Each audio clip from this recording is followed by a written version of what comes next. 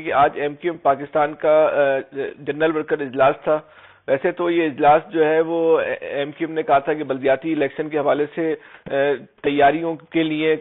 بلایا گیا ہے، مگر بڑی دلچسپ بات تھی، بلکہ اس کے بڑے غضب کی بات جو ہوتی ہے نا، وہ اس غضب کی بات کو میں آپ کو نا ادب کے ساتھ بتاتے ہیں.